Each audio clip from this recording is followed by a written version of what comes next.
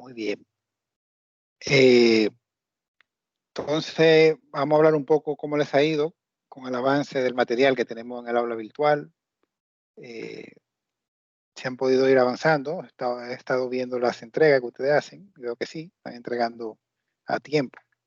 La gran mayoría, el 95%, o sea que eso va bien.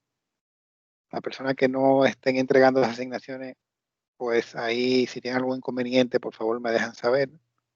Si podemos apoyarlo con algo, lo podemos revisar en conjunto. En la videoconferencia de hoy vamos a trabajar con lo del material que ustedes estuvieron revisando la semana 3 y 4. Y vamos a hablar un poco también de la práctica de SAS, a ver más o menos cómo les fue con la herramienta. Vamos a hacer algunos de los ejercicios que estaban ahí. Y luego veríamos lo que tienen que trabajar ahora en la semana 5 y 6. Bien, vamos a iniciar entonces con uno de los documentos que estaban ahí disponibles en la semana 3 y 4 sobre el Big Data, cómo el Big Data en general apoya toda la parte de ciberseguridad, que es el tema que más nos ocupa.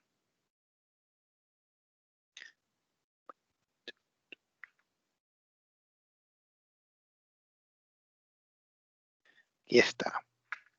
Bien, ahí tengo en pantalla el material que ustedes revisaron y que queda entonces hacerle algunos temas importantes.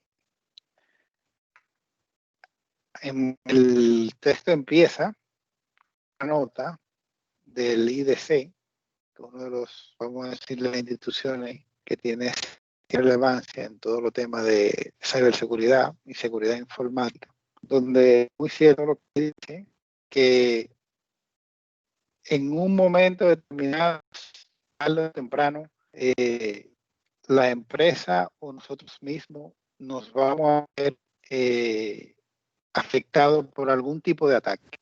Y cada vez más los ataques van evolucionando y perfeccionándose, donde es mucho más difícil identificación temprana y sobre todo su tratamiento para pérdidas y las consecuencias para que sean mayores.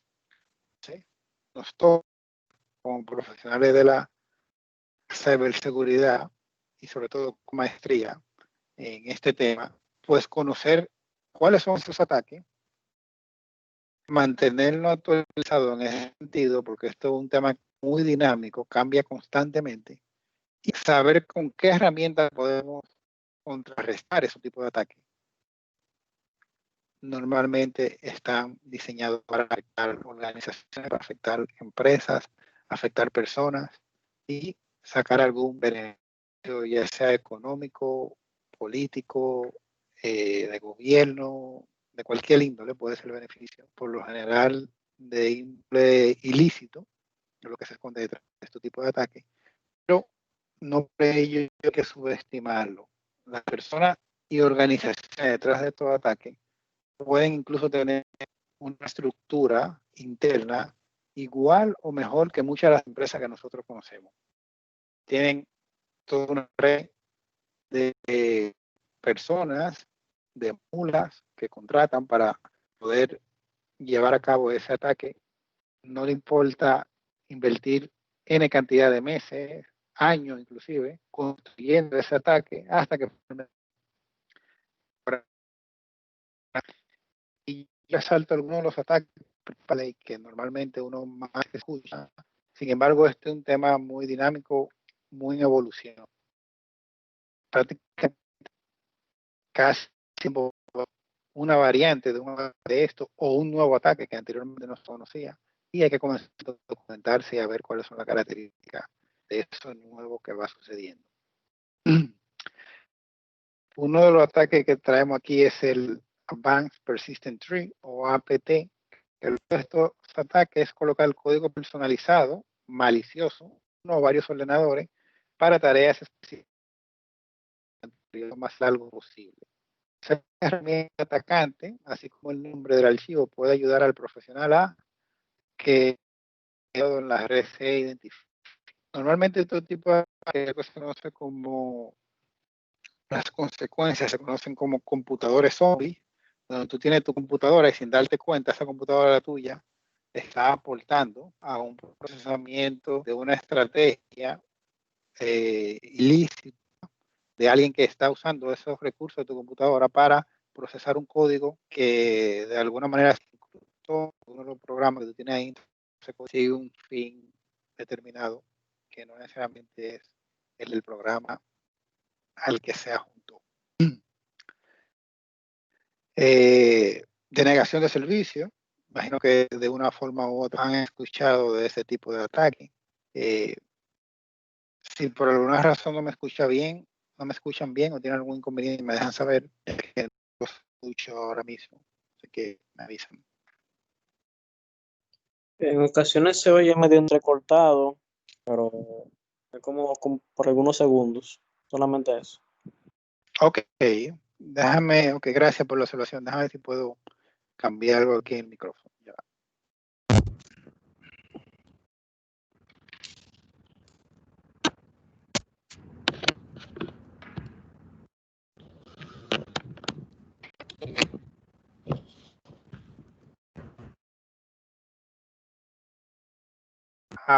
Hello, ¿me escuchan?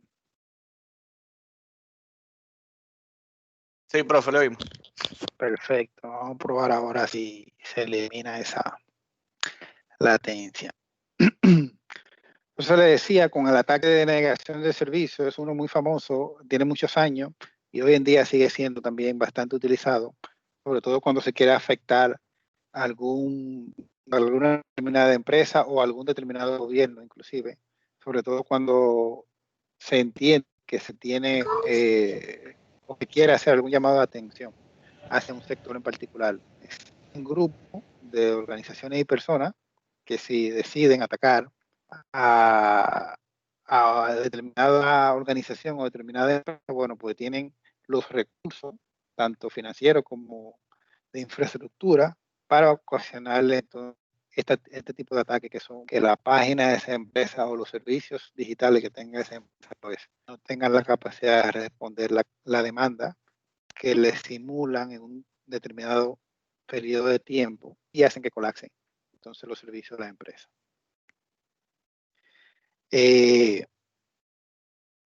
También por lo que es la inclusión de malware o adware, como el tema de la publicidad.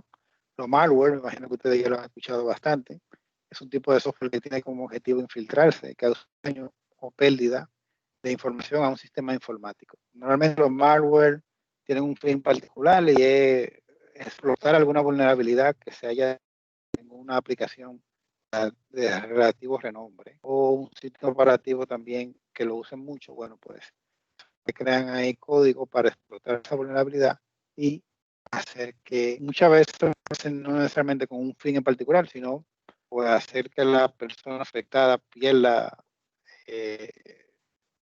lo que tiene ahí instalado, pierda tiempo tratando de resolver eso, pero son muy dañinos si no se tiene un control de tipo de actividad. Mucho cuidado con el cliente, que es lo que se le llama insider data thief o robo de información desde adentro.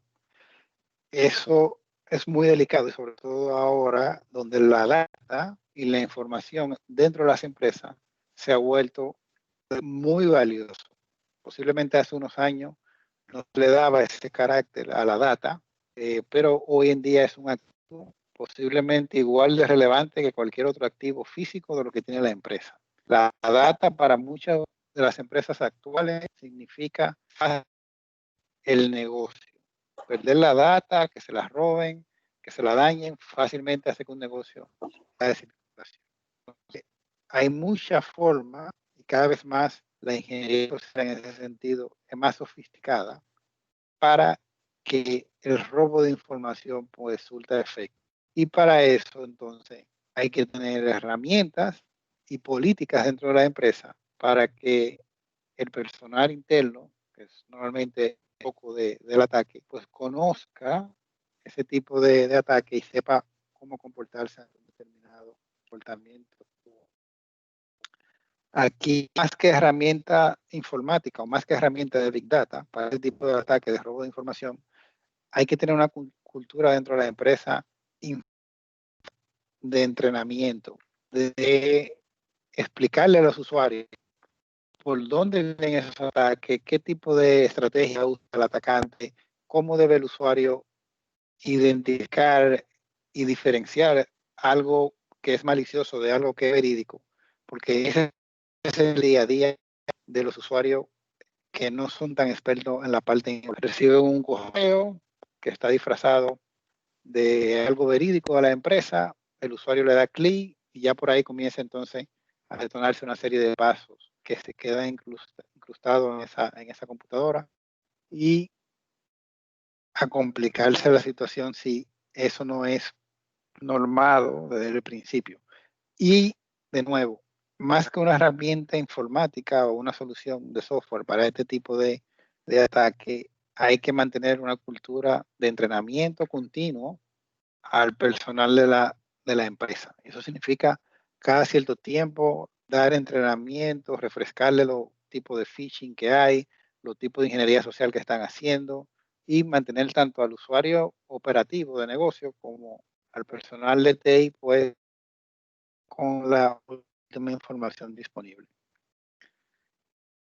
Ingeniería social es la práctica de tener información confidencial a través de la manipulación de usuarios legítimos. Eso se utiliza muchísimo, sobre todo para sacar información personal del usuario, que hoy en día hay muchos usuarios que sin saberlo ofrecen esa información, la cual es delicada. Y ahí tal vez nos devolvemos un poco al punto de los datos. Cada empresa debe tener dentro de su documentación, dentro de su política y dentro de su entrenamiento, cómo clasificar la data. Y el usuario debe entender esa clasificación. Hay data que es pública, que no importa que salga a la calle, que salga al mercado, porque es pública, como el logo de la empresa, la misión, la visión, información que no es de mayor usabilidad, porque la puede tener acceso cualquiera. Ahora, hay información que es sensible, porque contiene ya aspectos fundamentales o intrínseco del negocio de la empresa, y hay información confidencial, que es todavía mucho más delicada en ese sentido que la sensible. Y cada uno de ese tipo de información, la empresa a lo interno debe tener claro cuáles son las políticas para manejar cada una de esas datas. Y esas políticas deben ser conocidas y administradas por todo el personal de la empresa, y más los que manejan información sensible. La información confidencial, cada uno de los usuarios dentro de la empresa maneja información confidencial, porque el usuario y password es confidencial, y eso casi seguro que cada usuario necesite acceder a un sistema, necesita acceder a una computadora, y por ende debe tener un usuario y password para ello. Entonces, hay que mantener a los usuarios tradicionales, los de operaciones, los de negocio, los usuarios que no son técnicos, con el suficiente conocimiento para que entreguen tan fácilmente o coloquen tan fácilmente su password en lugares donde no son tan seguros o no se sabe si es realmente un sitio de la empresa o no. Entonces, recalco, parte tecnológica detrás, donde hay software, hay mecanismos, hay modelos, hay temas de Big Data que pudieran ayudar a mitigar estos ataques. Hay una parte también igual de relevante que va de la mano con el usuario, y esa parte es, de nuevo, el entrenamiento, el compartir conocimiento con ese usuario, aunque no sean usuarios técnicos, explicarles esos temas técnicos para que estén conscientes de a lo que van a verse en cuando estén trabajando en su día a día. Y eso debe volverse parte de la cultura de la empresa, o sea, esa retroalimentación. Si eso no se hace, por más herramientas que tengamos del lado tecnológico, un usuario por desconocimiento pues puede entonces hacer que todos esos controles tecnológicos en algún momento determinado fallen, porque si un usuario sin saberlo o adrede está entregando información sensible o información confidencial, bueno, pues al final el sistema tecnológico que tengamos detrás no va a ser capaz de eso. Este tipo de ataque, como lo de Zero Day, esos son los que salen por primera vez y en el momento que salen nadie lo conoce, por ende son mucho más difíciles de detectar, que acaban de ser diseñados, acaban de ser testados o ya están inclusive en curso en algunas empresas. Por eso son muy, muy difíciles de prevenir. Pero sí se pueden tener capacidades de reaccionar de manera temprana ante un ataque de ese tipo. Y ahí sí nos podemos apoyar de las soluciones tecnológicas que se apoyan a su vez en tecnología de para mitigar ese tipo de ataque lo más temprano posible. Son los llamados ataques de día cero. Como estos, hay muchos otros ataques. Yo resalté estos que están aquí, pero como le dije, sobre este tema hay un ataque diferente.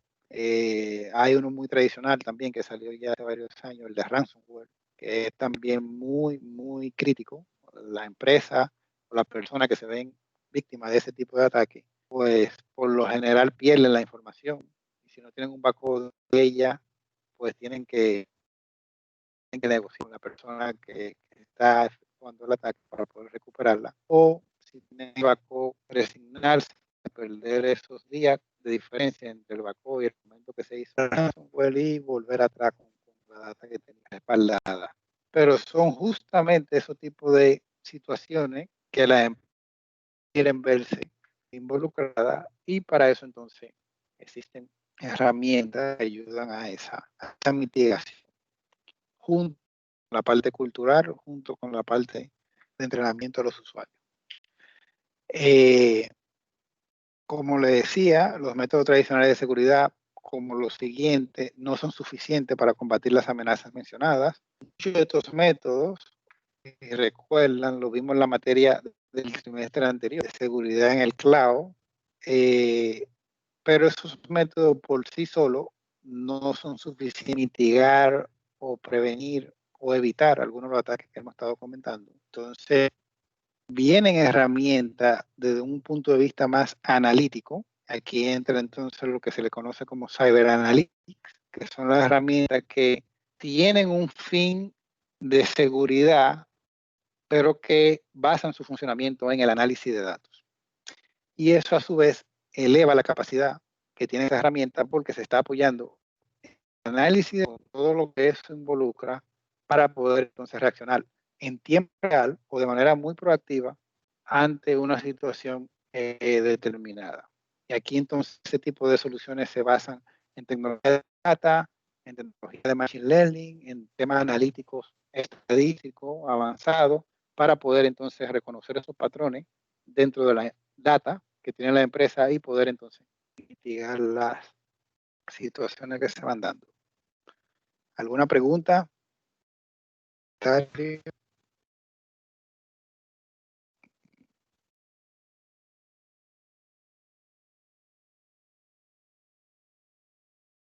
Bien, si no tienen preguntas, comentarios, vamos a pasar ahora a otro de los documentos que tenemos aquí.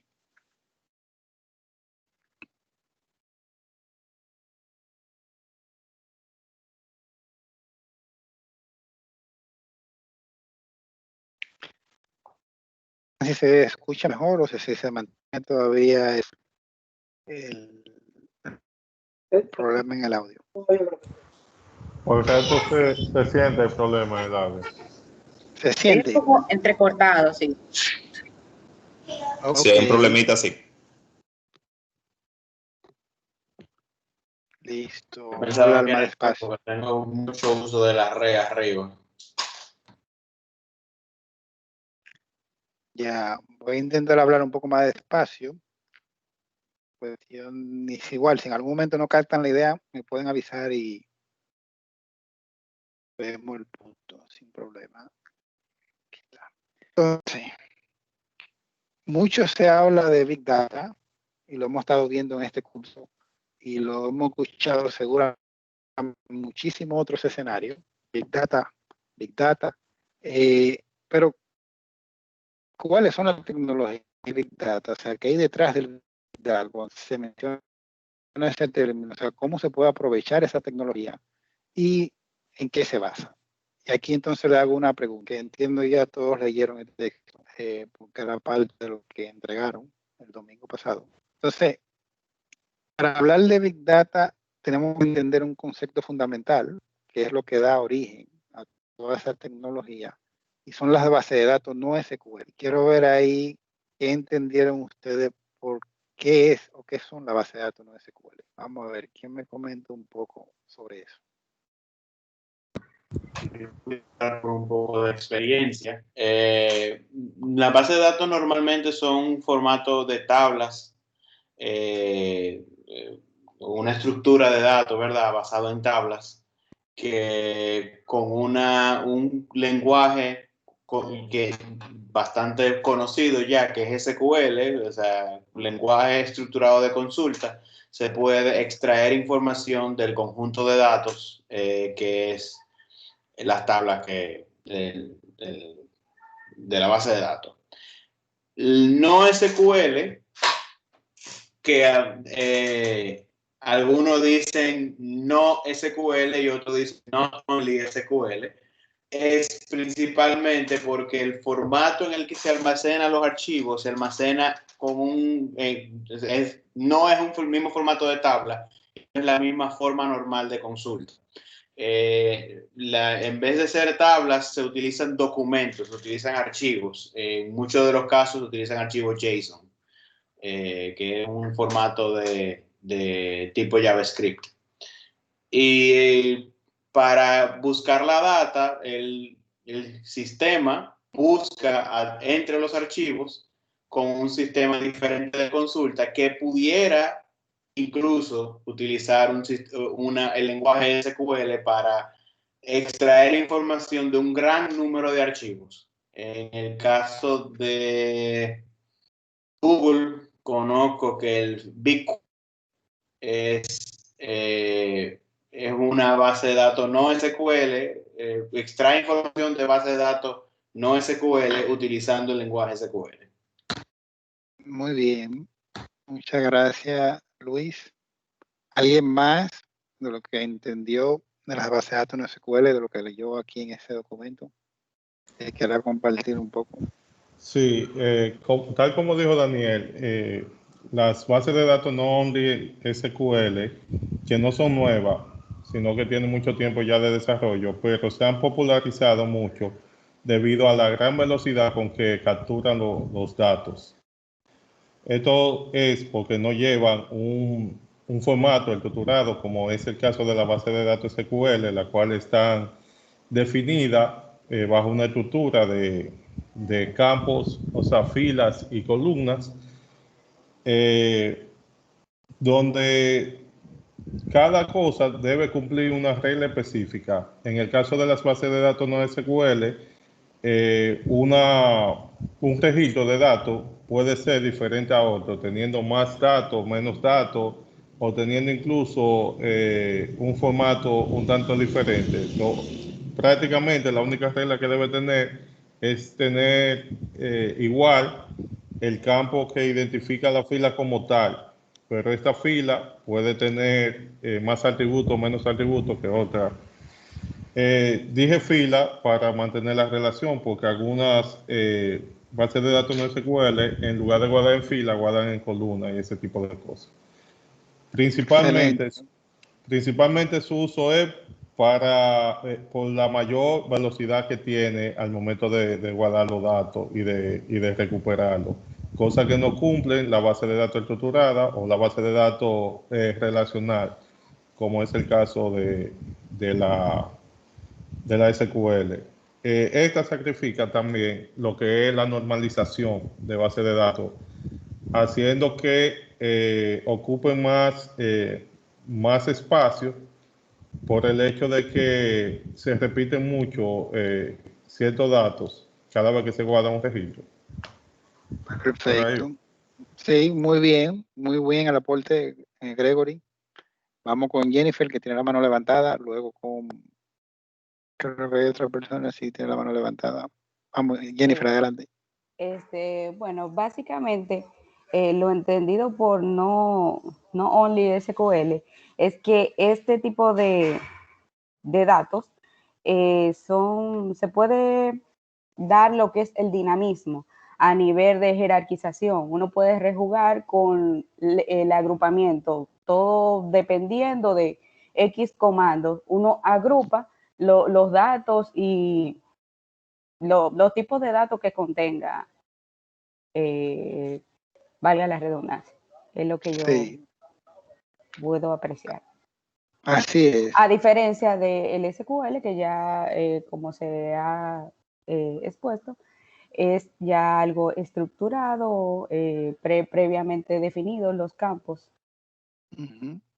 Muy bien, veo que sí. Muchas gracias, Jennifer. Otra mano, Bernardo, adelante, por favor. No, profesor, solo para mencionar, ¿me escuchan? Sí. Solo para mencionar que una característica importante, aparte de todo lo que han dicho, es el tema de que NoSQL es un modelo de base de datos schemaless. O sea, no hay un esquema propiamente definido en la base de datos.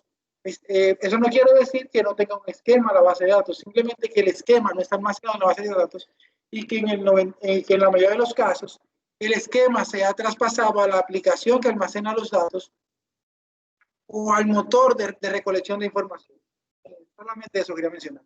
Excelente, muchas gracias. Igual también un punto bien importante ese. La base de datos no es SQL, a diferencia de las que conocemos tradicionalmente, la base de datos Microsoft SQL Server, Oracle, y la tradicional en ese sentido, que sí tiene un esquema predeterminado.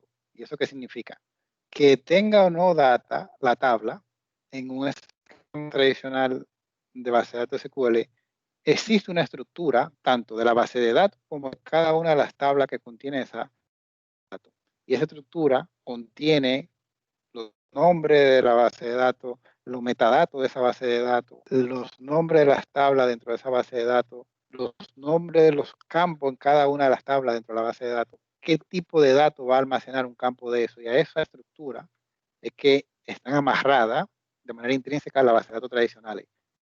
Tener una estructura para poder entonces luego almacenarse la data dentro de esa base. Y si yo conozco la estructura, bueno, pues yo voy a poder entonces hacer uso de esa base de datos y hacer consulta. A diferencia de la base de datos en SQL, como bien mencionaron, no necesariamente tiene una estructura predefinida, sino que la estructura se va adecuando de acuerdo a la necesidad que tenga la aplicación que utiliza esa base de datos en SQL.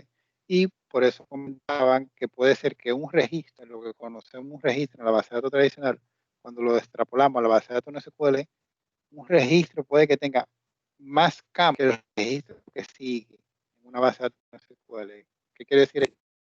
De clientes, por poner un ejemplo, yo puede ser que el cliente Faber Hernández tenga el nombre, el apellido, la edad, el teléfono, la dirección, y esa data cuando estoy recopilando, pero en esa misma base de datos, no SQL, en esa misma tabla, el registro que le sigue puede que solo tenga el nombre y el teléfono de ese otro cliente y no existan en la estructura lo demás porque simplemente no lo. Eso hace que esa estructura no SQL sea mucho más eficiente en cuanto a almacenamiento, porque en una base de datos tradicional yo tengo que, exista o no el dato en el registro, tengo que definir todos los campos y estos campos existen a nivel de la base de datos, a nivel de la tabla, esté o no poblado el campo.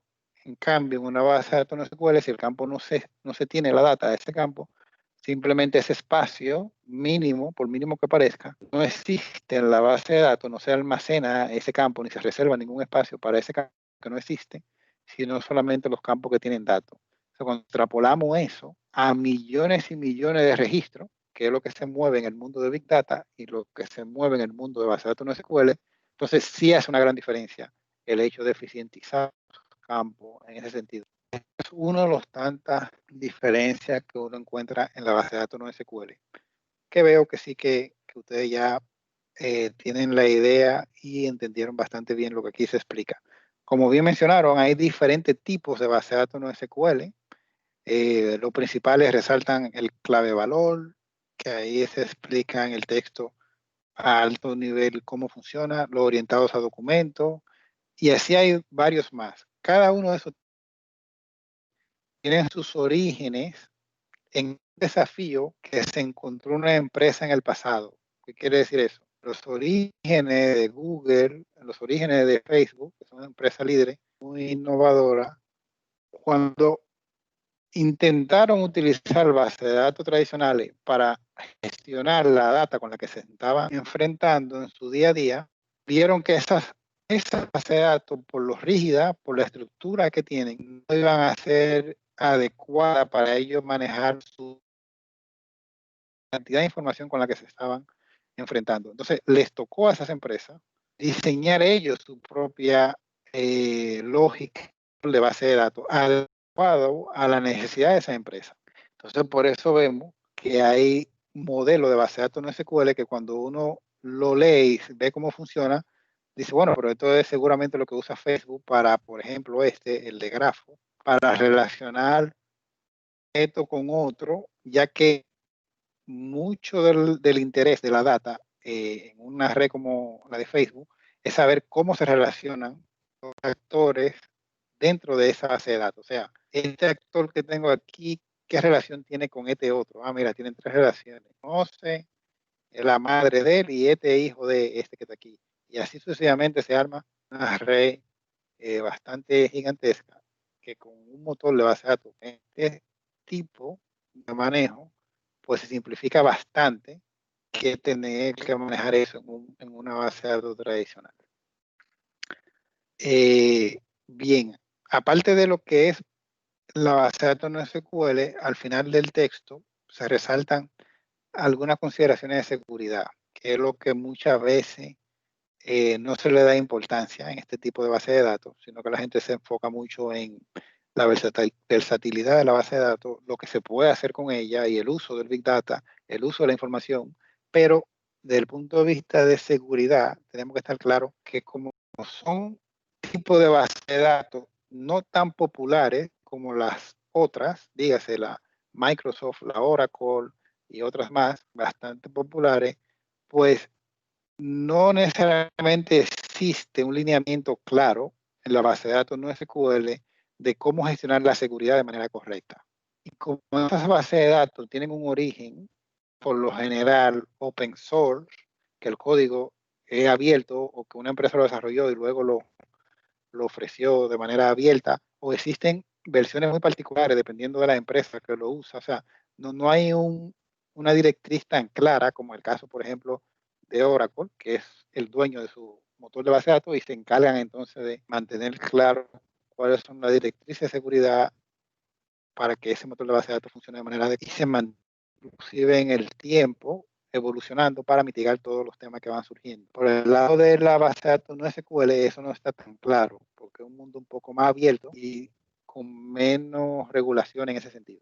Entonces, nos toca, desde este punto de vista de la seguridad, cubrir ciertos aspectos, porque la empresa cada vez más están inclinadas en utilizarla, la base de datos no SQL, evidentemente ofrecen un sinnúmero de ventajas sobre las SQL tradicionales. Si se quiere explotar esa data, bueno, pues hay que tener implementaciones de ese tipo, entonces hay que tomar en cuenta estos aspectos de seguridad que se muestran ahí. La autenticación es algo que se les resta importancia normalmente en la base de datos no SQL. Así, por lo general, tú ves que le dejan la configuración que trae por defecto de la base de datos. Eso no es correcto. Hay que mantener una política de autenticación propia de la empresa y eso debe aplicar también para la base de datos y replicar entonces ese nivel de seguridad. La integridad de la data es importante gestionarla en la base de datos no SQL. Como son bases de datos tan abiertas, manejan un sinnúmero de información de diferentes formatos, casi siempre abiertos, tienen una estructura clara. La integridad de la data que está ahí, que no sea tan fácil cambiarla, que para modificarla pues cumplan ciertos controles de seguridad, ciertos logs queden registrados con la persona que manipulan esa información. El motor por sí solo de la base de datos no SQL a veces no es suficiente para mitigar estos aspectos de seguridad y lo que se hace es que se busca una capa adicional, que existen ya varios fabricantes en ese sentido, donde nos ayudan a agregarle a ese motor de base de datos no SQL por ciertas capas de seguridad en diferentes vertientes. como son los temas de confidencialidad y cifrado del almacenamiento. Casi nunca la base de datos SQL traen por sí sola un mecanismo de cifrado, sino que ponerle una herramienta adicional para poder hacer eso, la auditoría y la seguridad en lo que es la comunicación, utilizar protocolos seguros y protocolos que no hayan sido vulnerados. Bien, ¿alguna pregunta? Veo que sí, hay unas manos aquí levantadas. Vamos con Wilberto. No, perdón, hace ratito que yo no la tenía cuando se preguntó sobre, cuando estamos opinando todos, pero ya en realidad me di cuenta que explicaron exitosamente todo y además usted realizó una conclusión convincente, o no convincente más bien, sino muy aclaratoria más bien.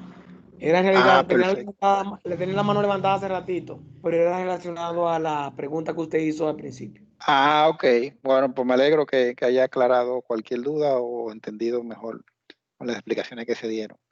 Bernardo veo que la tiene levantada también. No sé si igual se habrá quedado levantado o tiene alguna pregunta. Y hacerle unos comentarios en relación, bueno, ya usted lo mencionó, que de hecho fue una de las conclusiones en el tema de los trabajos que hicimos, y es que prácticamente toda la base de datos para cubrir esos 5 puntos requieren a soluciones de terceros, que solamente en el caso de MongoDB, Cassandra y la Oracle NoSQL son las que tienen algunos mecanismos, no todos integrados. Y quería comentar el caso, por ejemplo, que conozco. En el sector industrial se utiliza para almacenar datos, se utiliza para quedar lo común, una solución que se llama PI, donde le cobraban a uno por punto almacenado, por tiempo de almacenamiento y todo lo demás. Pues, para ponerle un ejemplo sencillo, un caso que teníamos de uso era una licencia de PI en la que solamente se puede manejar 35 GB de datos diarios, que era lo que permite la base de datos, costaba $1 millón. Entonces, una solución, no vamos a decir equivalente, sino que mejor, utilizando Cassandra como base de datos y utilizando el motor de Hadoop y todo lo demás, el framework de Hadoop, la implementación completa salió por $125,000 y le puedo decir que funciona mejor que PI. Ahí es un entorno claro donde se entiende como primicia que es un entorno seguro porque es un entorno industrial que no está conectado a internet, que está separado de la red corporativa. Entonces, quería mencionar ese ejemplo de un caso, yo puedo decir, de éxito de implementación, donde yo sustituí, no de yo, sino la implementación que se hizo. Se sustituyó una base de datos SQL por una NoSQL y el costo fue aproximadamente el 10% de lo que tenía antes, y con una mejora sustancial, porque, por ejemplo, antes para capturar datos históricos, que era un tema de mediciones, estaba limitado a 35 GB. Ya tenemos días en los que se generan 150 GB de datos, que al momento de hacer un análisis de la operación, pues es fantástico porque tengo datos con resolución por debajo de 1 segundo. Ese es un ejemplo muy palpable y muy vivido para mí. Excelente, muchas gracias por compartirlo. Y es justamente donde la base de datos no SQL tienen su mayor potencial.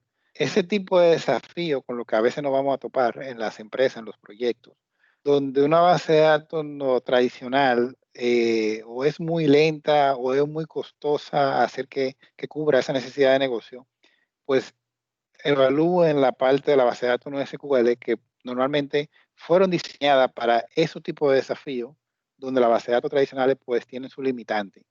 Con esto no estoy diciendo que las bases de datos tradicionales van a desaparecer o son totalmente por debajo a la no SQL. Son cosas diferentes, tienen finalidades diferentes, tienen su historia bastante larga donde suplieron su beneficio y lo siguen supliendo y lo van a seguir supliendo, sobre todo en los sistemas transaccionales principalmente, pero las no SQL llegaron ya con un buen tiempo en el mercado y dan muy buenos resultados, como el ejemplo que acaban de dar, y muchos otros donde su finalidad es justamente esa, ser más eficiente que la base de datos tradicionales en situación.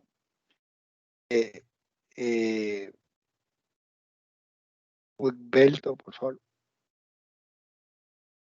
Perdón, maestro. Entonces, en conclusión, podríamos decir que los sistemas de base de datos han dado un giro significativo en las últimas décadas, podríamos decir. Y una de las muestras ha sido el desarrollo de nuevos modelos de almacenamiento como la base de datos NoSQL, que han consolidado, podríamos decirlo así, exitosamente, determinados dominios como las redes sociales, como ya se mencionó, y otras aplicaciones donde los datos, que es muy importante, crecen con gran velocidad. Es correcto. Imagínense manejar todas esas situaciones que sabemos que se dan ahora mismo en algunos modelos de negocio, de gran volumen de datos, de variedad de datos, de diferentes formatos de datos. Tener que manejar eso con una base de datos tradicional, como la conocemos. Prácticamente sería imposible y por eso nacieron entonces la base de datos NoSQL. Y seguirán evolucionando, porque los desafíos van a seguir avanzando en ese sentido. Y eso es una de las capas del Big Data. Podríamos decir que tal vez de las principales, pero Big Data tiene muchas otras capas, como el tema de la tecnología sobre la cual normalmente se montan esas bases de datos, que ya son tecnologías en ambiente distribuido a nivel de infraestructura. Normalmente una base de datos tradicional, aunque ya eso ha cambiado en los últimos años, pero una base de datos tradicional hablaba de un servidor físico y ese servidor podía tener los recursos que sean, por mucho que sean, pero era un servidor físico. En cambio, la base de datos NoSQL desde su nacieron en un ambiente distribuido donde una base de datos SQL puede que esté distribuida en N cantidad de servidores, en N cantidad de computadoras, donde cada una aporta al procesamiento que necesita esa base de datos. Bien, adelante, Bernardo. No, para apoyar ese mismo tema que usted menciona de la base de datos distribuida, por ejemplo, en el caso de Cassandra, que es que tengo un poquito más de conocimiento por la experiencia que le mencioné, funciona en nodos distribuidos y puede tener los nodos que yo quiera. Y, por ejemplo, yo puedo decidir si cada nodo almacena datos diferentes, si tiene los mismos datos, si los sincronizo, si los mantengo independientes, si consulto los nodos, que fue lo que le mencioné ahorita, que antes estábamos limitados en esta aplicación a 35 GB de datos diarios. Y era, por ejemplo, funcionaba como una pila que solamente tenía 10 días. Ahora yo, por ejemplo, tengo Cassandra corriendo, tengo 4 nodos, y cada vez que me estoy quedando sin espacio, pues simplemente agrego disco y se lo agrego y le digo al nodo que tiene más espacio.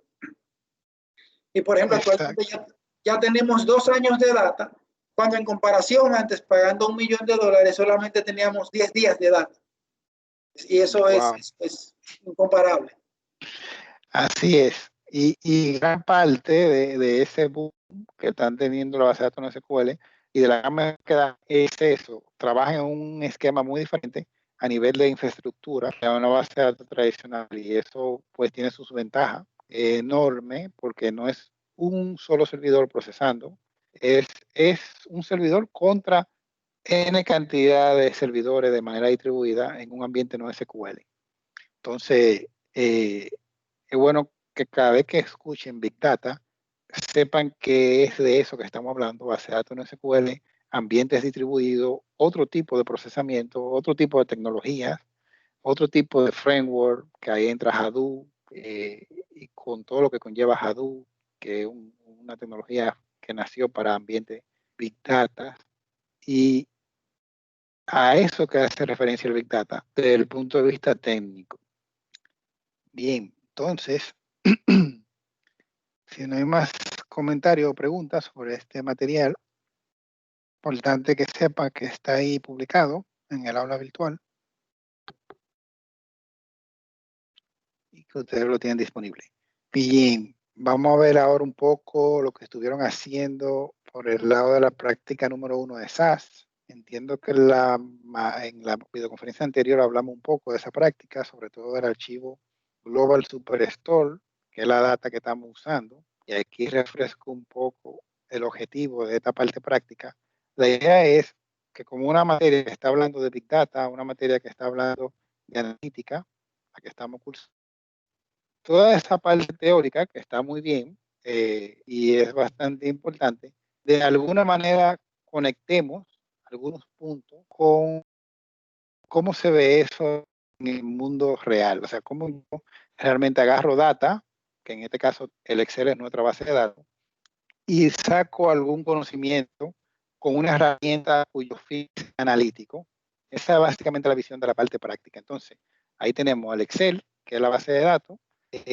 Tenemos la herramienta de SAS, que es la que estamos usando como herramienta tecnológica, pero perfectamente pudo haber sido cualquier otra, que su fin sea analítico.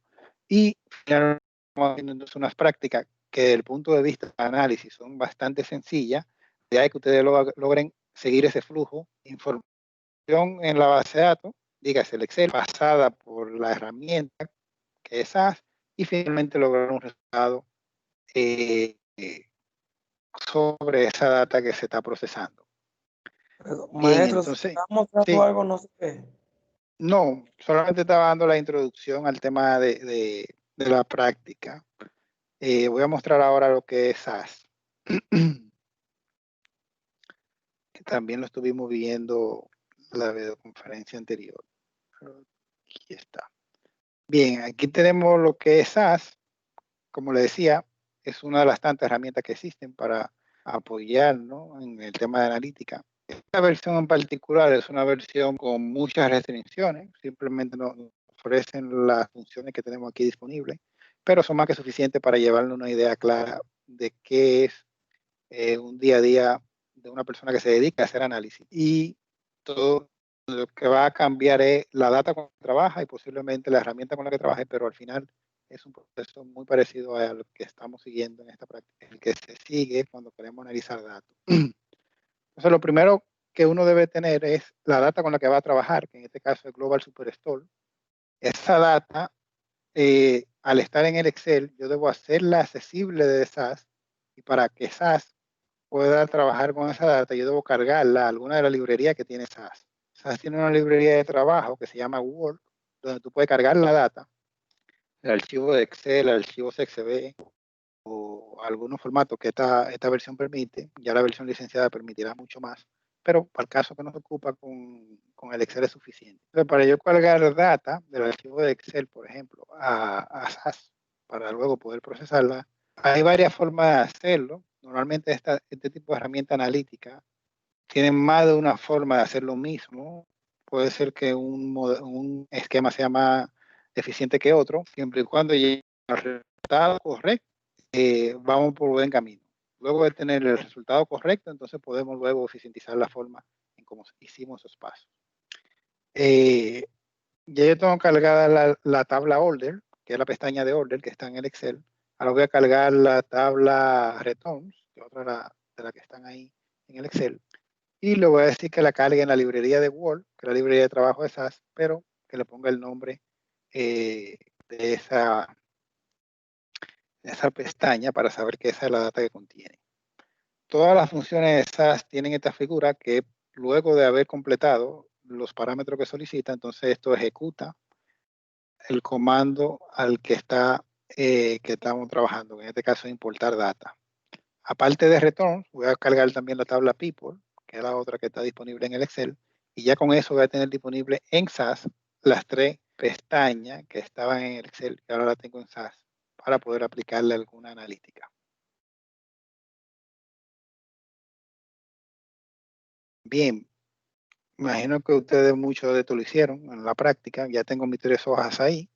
Entonces, si vemos la práctica 1, por un momento, decía que cargar a las 3 hojas del Excel en SAS, que es lo que acabamos de hacer, y dice crear un gráfico de barra con las ventas de Estados Unidos, donde cada barra represente una región.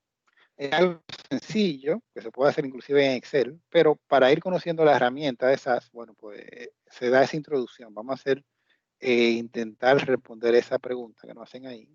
Las ventas que tiene el país Estados Unidos, clasificando la región en cada barra, en una barra. Entonces, de nuevo, hacer eso tiene diferentes caminos. Una herramienta de este tipo, uno de los más cortos que utilizaría para llegar ahí es yéndome aquí a las funciones gráficas que están disponibles. Me están pidiendo un gráfico de barra, pues yo usaría esa. Y esa función a su vez tiene sus propios parámetros que se necesitan para trabajar. Lo primero es con qué data vamos a trabajar. Entonces, las ventas, ¿dónde se encuentran? De estas 3 tablas. En orders. Correcto. Las ventas están en order, por eso es importante el ejercicio que hicimos en la videoconferencia anterior, le hicieron ustedes en la práctica de conocer la data que está en el archivo Global Superstore. O sea, hay que, antes de entrar a analizar la data, hay que tener una idea clara de cómo está estructurada esa información, qué tiene cada tabla, por lo menos a nivel general, tener una idea clara de eso, para cuando nos toque responder preguntas, pues saber dónde ir a buscar lo que nos están preguntando. Entonces, me piden que sea solo de Estados Unidos. Entonces, yo voy a tener aquí que ponerle un filtro a esta gráfica para que filtre los registros que me va a presentar a Estados Unidos, que es lo que me están pidiendo. Entonces, yo sé que hay un campo en order que se llama country, el cual le digo que va a ser igual a, está escrito Estados Unidos, tengo que escribirlo, que creo que dice United States, si mal no recuerdo. Eso tengo que validarlo en el Excel, porque si lo escribo mal aquí, la gráfica no me va a traer nada. Le faltó una S, profesor. Sí, States. exacto. Gracias. Entonces ahí le estoy diciendo a esa función que va a trabajar solo con esos registros. Sí. Adelante. Yo escribí el filtro con comillas simples. No escuché, perdón, el comentario o la pregunta. Está bien, continúa, no hay problema. Profe, No. disculpe. Permiso, Dayarin. Adelante. Mire, si en ese campo, o sea, en filtro, o sea, si no permite escribir nada, ¿por qué sería? Tal vez no ha seleccionado la tabla, puede ser. No, pero seleccionada la tabla. Pues debería dejar de escribir entonces. Normalmente, fíjate, yo solo puse la tabla aquí y le di a filtro y aquí ya pude escribir entonces mi filtro. A mí no me dejaba escribir, ¿no? ¿Salía como deshabilitado o algo así? Que yo escribía cualquier cosa que yo escribía y decía, no recuerdo el mensaje, pero o sea, que no lo reconocía. Porque Hay tal que vez ver la también. sintaxis. Exacto. Pero ¿cuál sintaxis? Si fue igual. Hasta si un espacio, hasta con un espacio entre las comillas te da error. Eso me pasó también. Sin espacio. Sí, cuando uno escribe un filtro, y yo lo estoy haciendo de esta manera, ahora vamos a ver otro ejemplo que tal vez lo ayude a hacerlo más fácil. Si nos equivocamos en algún texto aquí, te puede pasar eso, te va a decir que no funciona lo que tú estás escribiendo ahí. Si yo pusiera, por ejemplo, en vez de comilla doble, comilla simple, seguramente me dé error. Si escribiera mal el campo country, también me va a dar error porque no lo va a encontrar. Y respecto a cuidar cuando escribo un filtro de esta manera. Pero yo le voy a mostrar otra forma de hacerlo. Tenemos más ese tipo de errores. Y vamos ahora a avanzar aquí, si esto quiere avanzar. Ahí tengo entonces mi filtro. Me pedí de cuál va a ser la variable que va a dividirla. ¿Perdón? Ay, perdón, es que usted puso comilla doble. No. Sí, yo puse no comilla doble. Ah, ¿será eso? Porque yo puse fue simple. Bueno, entonces, prueban comilla doble. Entonces, la pregunta pide la región. Yo selecciono ahí que va a ser la categoría de la región. Entonces me dice, perfecto. Si voy a tener otra subcategoría, que no es el caso, lo pondría ahí. Y aquí me dice entonces, ok, ¿qué es lo que se va a graficar? Entonces lo que se va a graficar es una variable que yo tengo que seleccionar, que es las ventas, que es lo que me está preguntando. Las ventas en Estados Unidos clasificadas por región. Doy a OK. Y ahí se me va a traer la suma de ese campo con la región. Ya ahí yo puedo ejecutar mi gráfico. Puedo, antes de ejecutarlo, si quiero, cambiar algunos aspectos de la apariencia. Sin embargo, lo voy a ejecutar así y luego le cambiamos algunas cosas aquí para ver la diferencia. Se lo ejecuto, el botón que es fijo para todo el tema este de ejecutar las funciones. Y ahí debe traerme entonces un gráfico con las ventas ahí de Estados Unidos dividido por barra. Profesor, Sí. lo que por algún motivo en el mío me lo trajo no así como se lo trajo a usted, sino con diferentes colores. Y la casilla que dice Set Color me la trajo deshabilitada. No sé por qué. Yo sí le pude cambiar, por ejemplo, yo le puse un efecto y esa cosa para que usted viera que, ¿verdad? Y le puse la nota cuando lo entregué. Usted lo verá cuando usted vea el mío. No sé por qué, no sé qué hice, pero sí me salió deshabilitado el botón Set Color aquí, o sea, la casilla. Ya. A mí me dio, Hay que ver ahí. me dio lo mismo que Sí. Gregory, pero eso me lo dio porque en el filtro de sales, que es de venta, yo lo puse anteriormente en la sección anterior y el profesor lo puso como en una variable aparte y ahí fue que así me salió de la misma manera que el profesor. Ok. A mí me pasó lo mismo, que no pude cambiar el color, pero sí pude usar las opciones de gradación, pero no cambiar el color porque salía desactivado. Ya. Bueno, ahí habrá que ver primero eso, que estén usando esta misma, el gráfico de barra, o creo que si usan esta de aquí abajo cambian un poco las opciones. Y bueno, ver si hay alguna configuración de aquí detrás que esté seleccionado en adición a lo que he puesto, pues tal vez impida usar el color. Pero para lo que está pidiendo la pregunta, con lo que he completado hasta ahora es suficiente.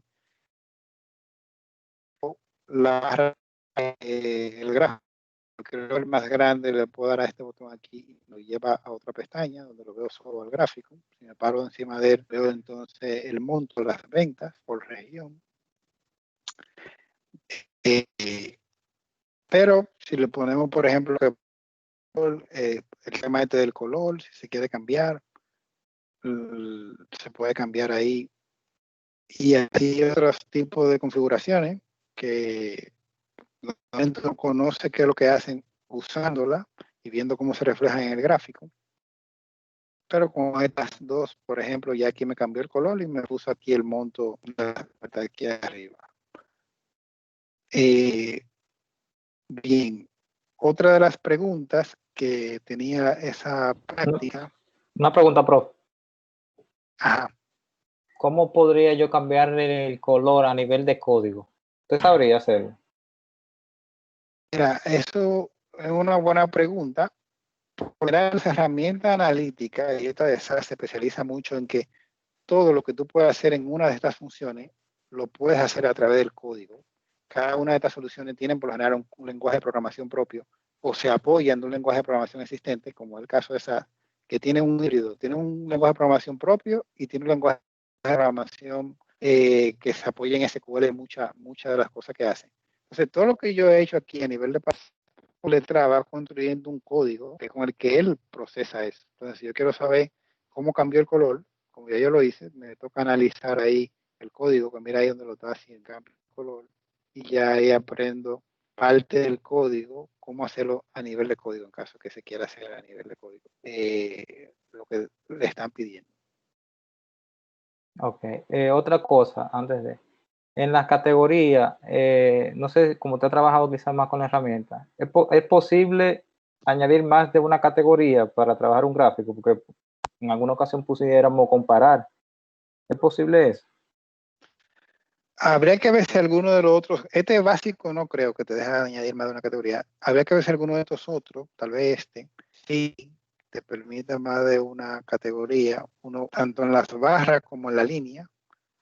Pero de nuevo, esta versión particular de SAS, su fuerte no es gráfico, que tenemos acceso a funciones estadísticas que son las que apoyan el dato, y que se la puedo aplicar a una data que tenga disponible a mano. Y así tengo otras funciones más del lado de modelo analítico y tengo funciones de forecasting inclusive para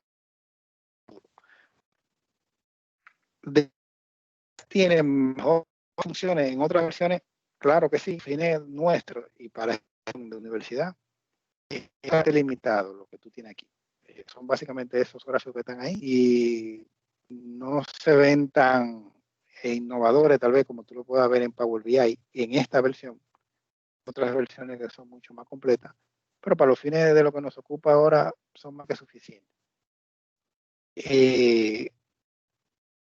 La otra pregunta que tenían ahí la práctica era que presente las ventas de cada región de Estados Unidos divididas por categoría. O sea, ahora me mandan a ponerle otra clasificación aquí a estas barras, que la presente a sí mismo, pero que le ponga la categoría del producto.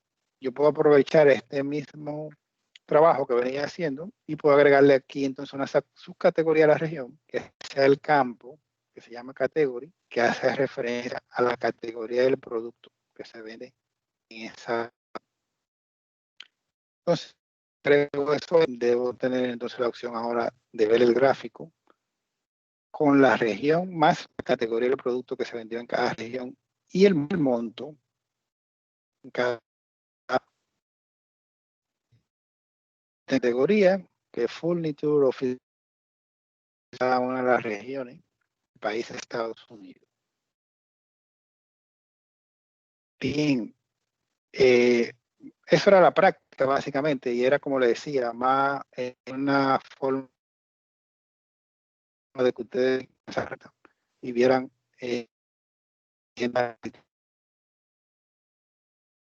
vamos a ver algunas cosas. La siguiente va a ser muy útil a ustedes.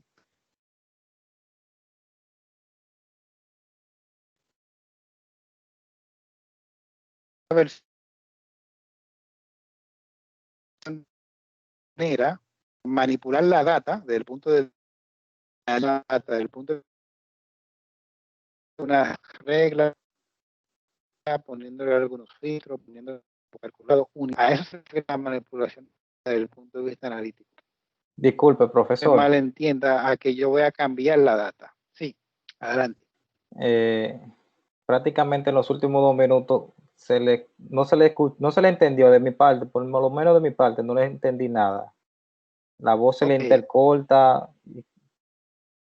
Ya, Yo tampoco, decía, tampoco entendí. le decía que esta utilidad que se llama query es lo que ofrece esta herramienta, esta versión de SAST, para manipular la data, manipularla desde el punto de vista analítico, poder hacer query, poder hacer consulta con la data que vamos a trabajar, poder unir más de una tabla, poder hacerle filtro a la data, poder crear campos calculados y ese tipo de cosas. Se puede hacer con esta utilidad que se llama query. Eso va a ser muy útil para las siguientes prácticas que ustedes tienen, porque en el gráfico anterior yo creo a orders, sin más ni menos, cogí la tabla e hice mi gráfico. Desde el punto de vista de la rapidez, bueno, pues hice algo rápido y llegué al resultado que me estaban pidiendo. Pero si le daban a order, tuviera millones de registros, en vez de la cantidad que tienen, que son 50,000 y pico, esta no hubiera sido la mejor opción, porque este gráfico iba a tener que trabajar con esa cantidad de registros que tuviera order para poder llegar a este punto. O sea, lo ideal hubiera sido una tabla que yo utilice una herramienta como esta para filtrar la data previamente y luego que la tengo filtrada, graficarla. ¿Cómo yo hago eso en esta opción? Pues primero voy a agregar la tabla con la que se va a trabajar. En este caso la tabla es order. Luego tengo mi tabla, que es order, que está ahí, voy a la sección de columna y le digo con cuáles columnas voy a trabajar. Si recuerdan, la pregunta lo que pedía era las ventas en Estados Unidos por región y categoría. Entonces yo agrego los campos, que son el país, para poder saber cuál es Estados Unidos. Agrego la región, que también me la piden para graficarla, la categoría y finalmente lo que voy a graficar, que es las ventas, que es sales. Entonces fíjense que yo estoy construyendo ahora una subtabla de order que va a tener solamente los 4 campos que yo necesito para graficar y solamente los registros que voy a trabajar, que son Estados Unidos. O sea, aquí en la sección del filtro, yo puedo decirle que me interesan simplemente los registros donde el campo country igual a Estados Unidos. Y si no sé cómo se escribe Estados Unidos, puedo venir aquí y decirle a esta herramienta que me diga, mira, cuáles son los valores que tiene ese campo country. Aquí él me trae todos los valores, sin repetir, del campo country. Entonces busco el que me interesa, que es Estados Unidos, que está aquí en una hoja más adelante, y selecciono solamente ese campo, ese valor del campo. Aquí. Le doy OK y ya le puse un filtro donde dice que el campo country es igual a ese valor de Estados Unidos. Es lo que le decía anteriormente, que me evito cometer un error o escribiendo el nombre del campo o escribiendo el valor que quiero que sea igual el campo. Otra cosa que debo hacer es, en la parte de propiedades, ponerle un nombre a la tabla resultante. Le decía, SAS trabaja con esta librería que se llama Work, y en esa librería va a quedar la tabla resultante de este query que yo estoy haciendo, que lo ideal es un nombre que yo reconozca la data que va a estar ahí adentro. Porque luego que uno hace varios queries y no le cambia el nombre, entonces tú vas a tener ahí varias tablas que se van a llamar query 1, query 2 y así sucesivamente, y luego tú no vas a saber qué información tiene la tabla adentro. Vamos a poner aquí que tengo las órdenes de Estados Unidos. Las órdenes con las ventas de Estados Unidos, que es un nombre que hace alusión a la data que va a contener esa. Simplemente ejecuto mi query, luego de haber configurado lo que me interesa. Y si vuelvo aquí al tema de librería, voy a ver que existe esa librería, Order US Sales. Si la abro, tengo nada más 9,000 y pico de registros, 10,000 registros redondeándolo, versus 51,000, que era lo que tenía la tabla originalmente, y solo 4 campos. En vez de los campos totales que tenía Order, que eran seguramente más de 10, 15 campos. Aquí solamente trabajo con los registros y los campos que necesito. Entonces yo puedo volver entonces aquí a la función de graficar y en vez de trabajar con la tabla Order, trabajo con la tabla nueva que creé, que es esta, y ya no tengo que hacer un filtro, porque ya yo sé que esa tabla contiene solo los registros de Estados Unidos. Simplemente selecciono mis campos gráficos.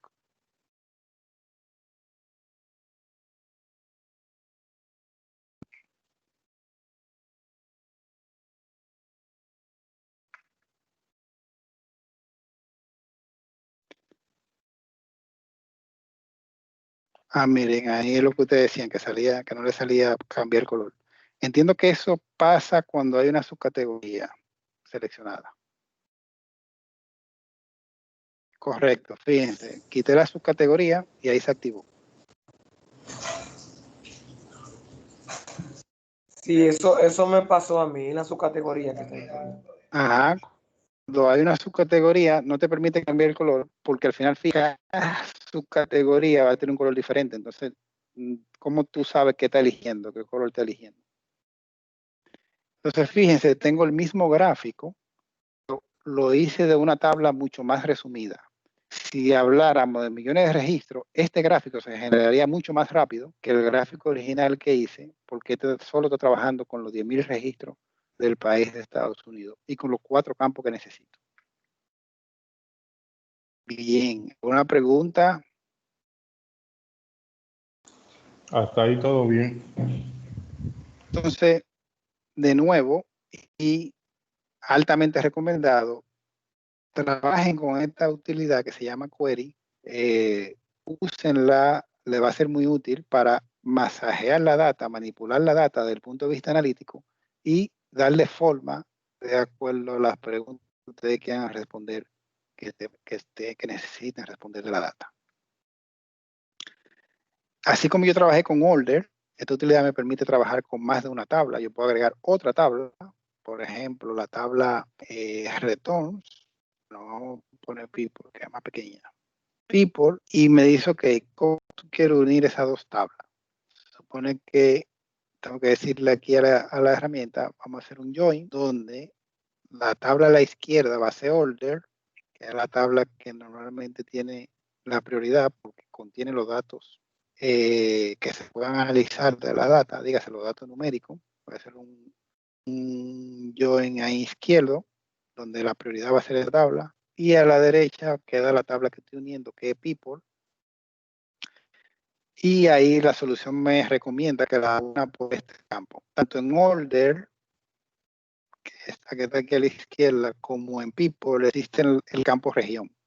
Entonces, como se llaman igual, la solución me dice, mira, vamos a unir las dos tablas por ese campo. Y dicho sea de paso, el único campo que se llama igual, es el único campo que se puede usar. Entonces, al yo unir esas dos tablas, cuando voy a la sección de columna, adicionar a los campos de order, que era lo que tenía disponible aquí, ahora tengo disponible los campos de people. Si quisiera agregar campos aquí a mi consulta, de esa segunda tabla lo puedo hacer. Fíjense que todo lo que hemos hecho hoy no tuvimos que hacer ni una sola línea de código. Este tipo de herramientas permiten hacer eso, que tú trabajes de manera parametrizable, por decir de alguna manera. Ahora, también te permiten trabajar de manera codificando, si es el interés del usuario. Y todo lo que yo hice aquí, al final genera un código, que la misma herramienta lo va haciendo. Yo puedo ver ahí el código que se generó para llegar a esa consulta. Bien. ¿Alguna pregunta, duda?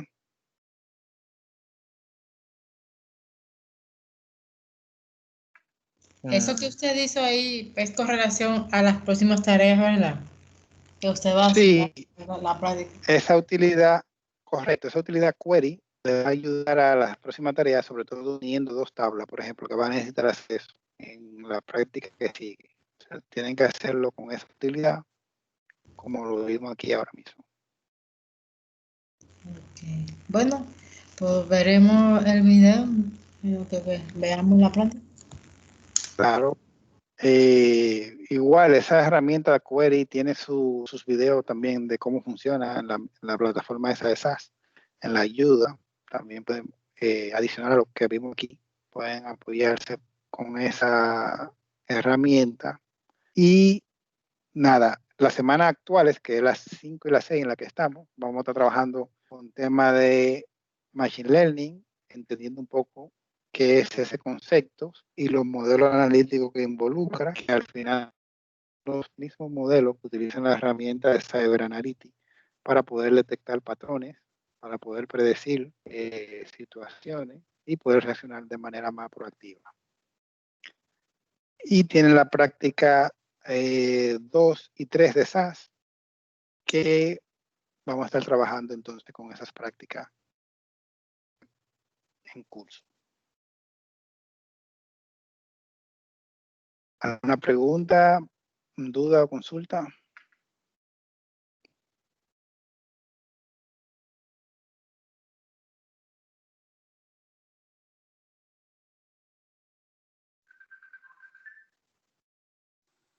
Bien, si no hay más preguntas, este era el objetivo de la videoconferencia de hoy, cubrir los temas que hemos visto. Veo que ustedes están entregando a tiempo, el 98% de los casos entregan las asignaciones a tiempo. Los que no, me dejan saber si tienen algún inconveniente, algún tema que no ha entregado. Creo que hay 2 o 3 personas. Profesor, le quería comentar que yo en estos últimos días, en estas últimas semanas realmente, he estado un poco complicado con el tema del trabajo y otras diligencias que he tenido que hacer.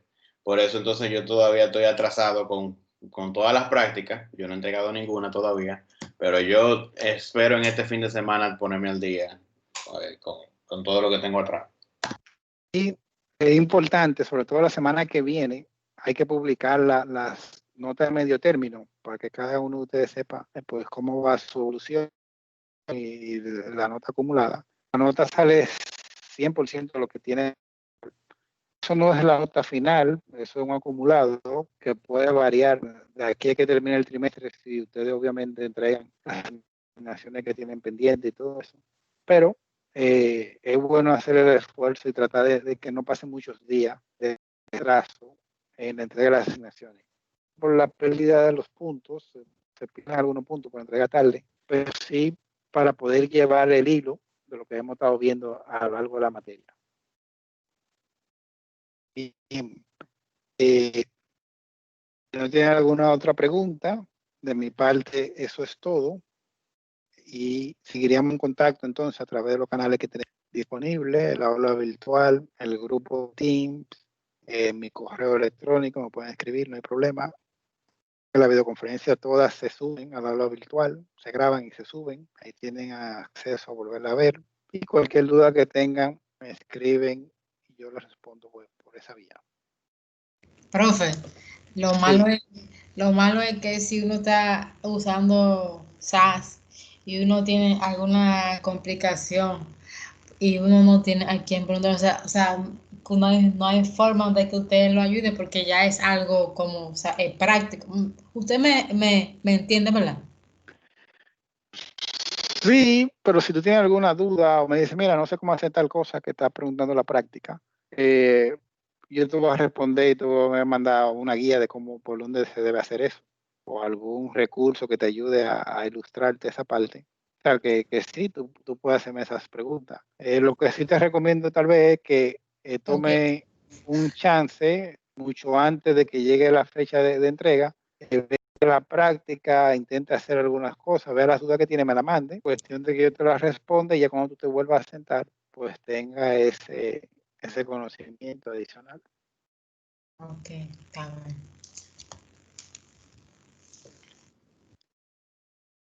Bien, ¿alguna pregunta, duda?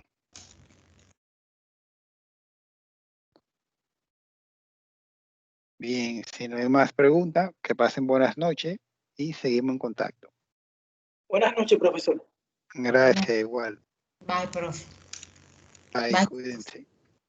Gracias, igual.